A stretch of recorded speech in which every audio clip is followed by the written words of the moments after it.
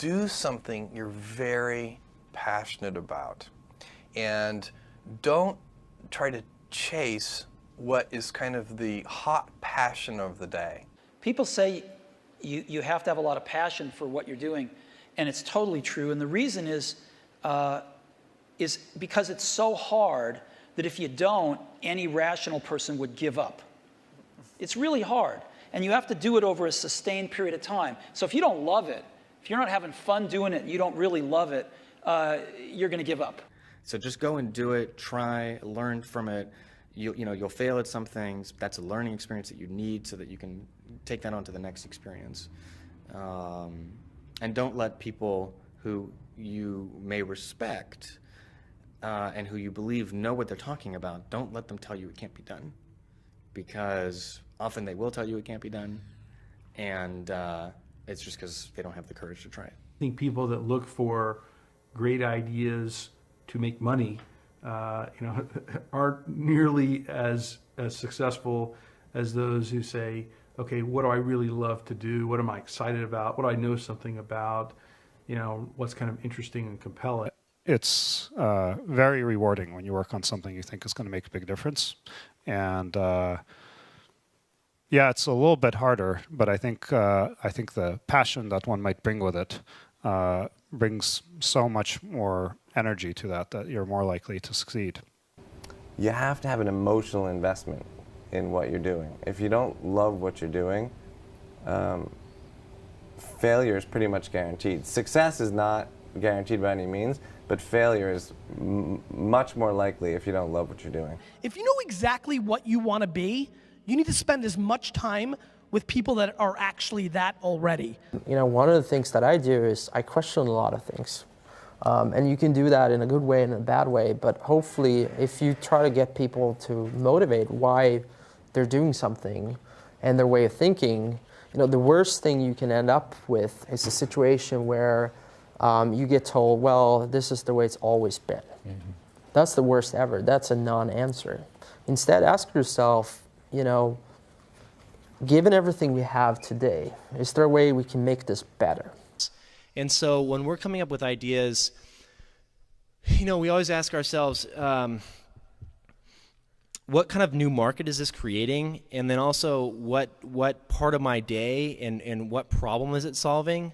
And so I've gone as far as taking an entire catalog of my day from the moment I open my eyes and writing down every single thing I do. And then asking myself, is there something here?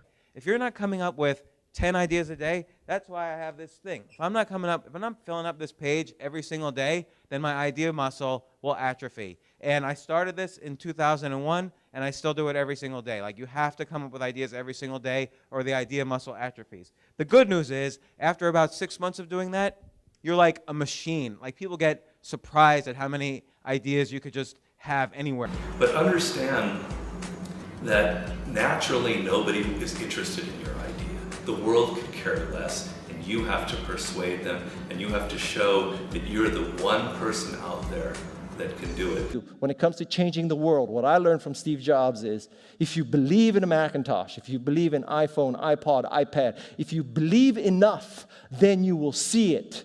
Because other people will believe in it. Other people will create software. Other people will create products. So you need to foster the belief in what you are dreaming so that it becomes a reality, which is very different than saying, I don't expect anybody to believe it until I see it. You need people to believe it before they can see it. Don't necessarily think that you have to have the home run and the huge Apple computer on your first start. I spent a long time in my life with skills just building little devices for fun. For fun is one of the key things, because that drives you to think and think and think and make it better and better and better than you ever would if you're doing it for a company. Build things at first for yourself that you would want. For somebody aspiring to take things to the next level or to even surpass their wildest dreams, there's always going to have to be an element of luck, but I think more important is putting yourself in a business that can be ubiquitous, that really doesn't have limits. Because otherwise, there's always going to be a grind to it. But if the business, if it can't be something that you can visualize every business using or every consumer using, it's going to be tough to scale to be big enough or to have the perceived value. You want an idea about which you can say, I know it sounds like a bad idea, but here's specifically why it's actually a great one. You want to sound crazy, but you want to actually be right. Because when you're trying to differentiate, when you're trying to do something different, there's going to be that gut moment, that gut sense. Is this right? Is this not right? If you're not having doubt, you're not pushing the boundaries far enough. Don't think about how do I get big fast. That will happen if you actually build something super meaningful and super important. So don't think about, what is the quickest way to success? Think about what is the best way to building something important that the world really needs. This little idea explains why some organizations and some leaders are able to inspire where others aren't. Let me define the terms really quickly. Every single person, every single organization on the planet knows what they do, 100%. Some know how they do it, whether you call it your differentiating value proposition or your proprietary process or your USP. But very, very few people or organizations know why they do what they do.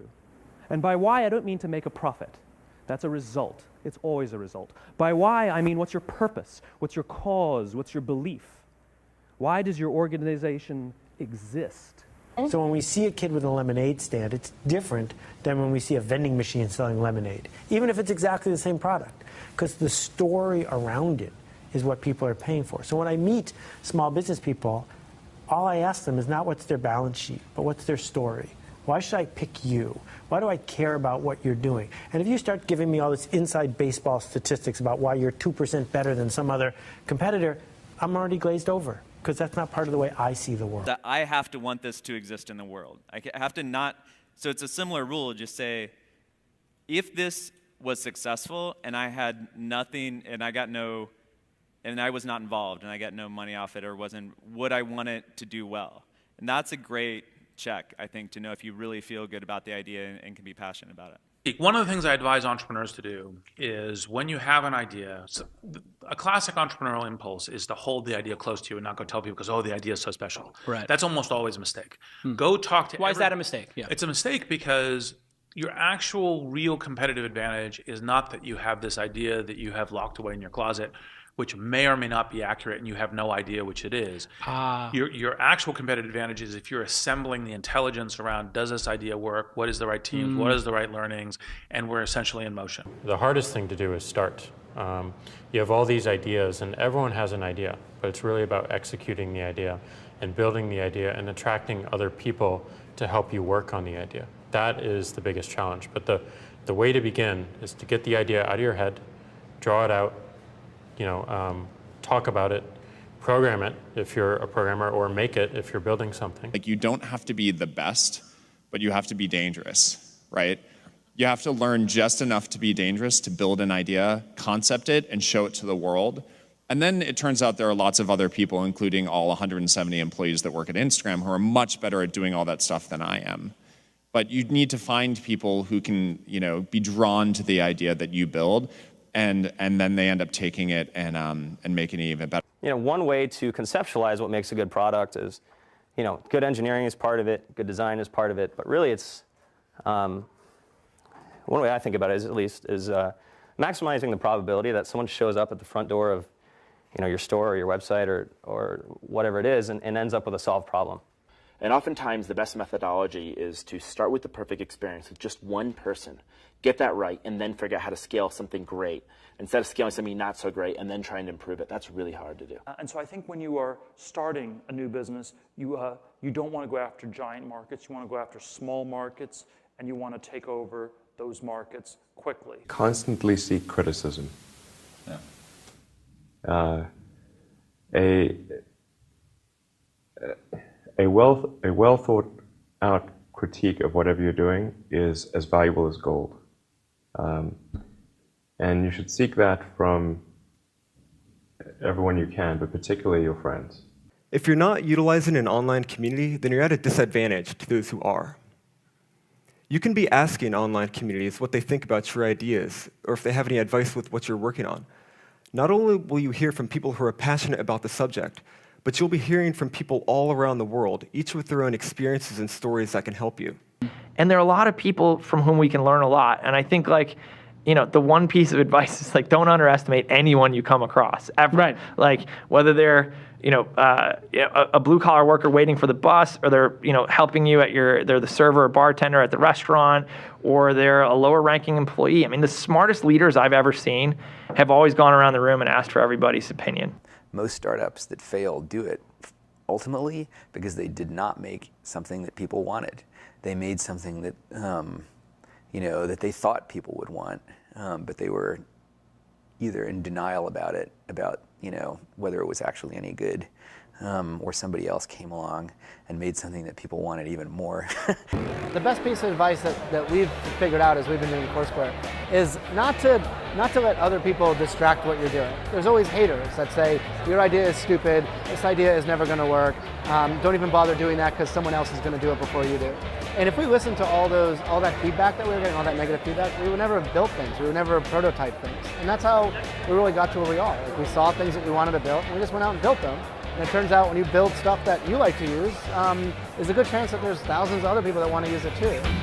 And so it's not just about doing focus groups, it's not just about double checking your vision, it really is about integrating this concept of testing our ideas rigorously throughout the product development process, throughout the marketing process, even as we scale up.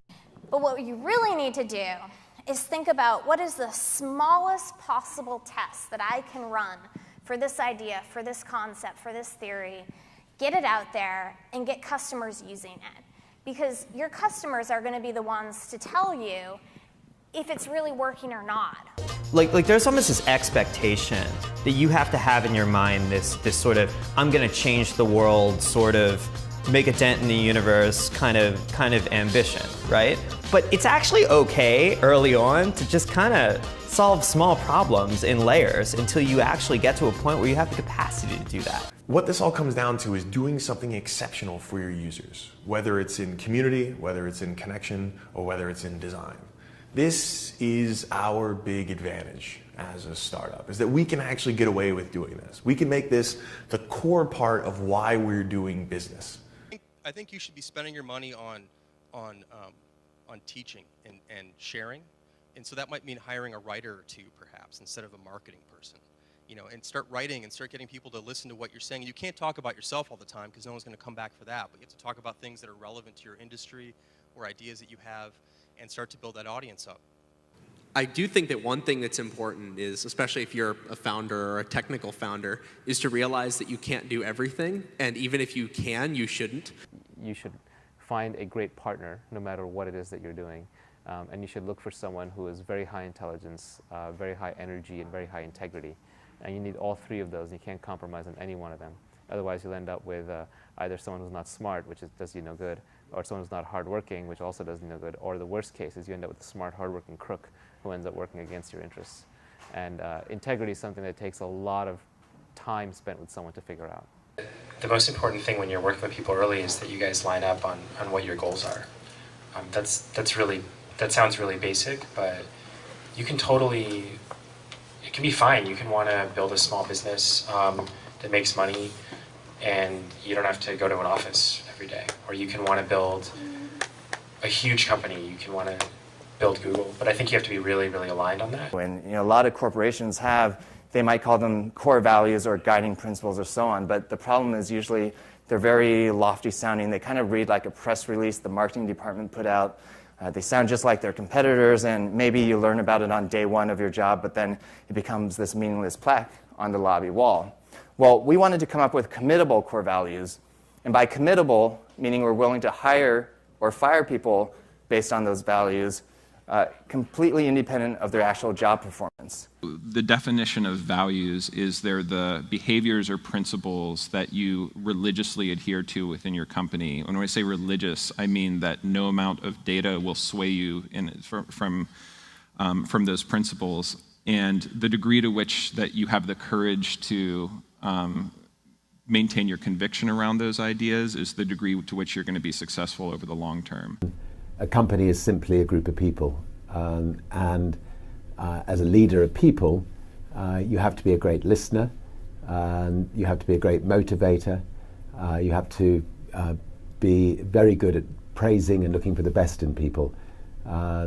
People are no different from flowers. If you water flowers, they flourish. If you praise people, they flourish. And that's a critical attribute of a leader.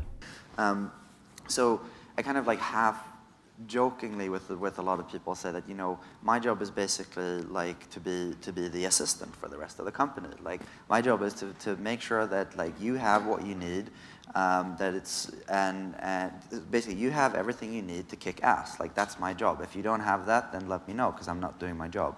There are a lot of things that are outside of your control. A lot of external circumstances will determine the success of your idea, whether the market timing is right for this new kind of service, or whether people, whether a customer, like the economy is right for your kind of service, right? Whether you meet the right people who will finance your company. Many external circumstances are like outside of your control and but will affect the outcome, and you have to be okay with that. Another quality that I think is important is kind of being flexible-minded or open-minded.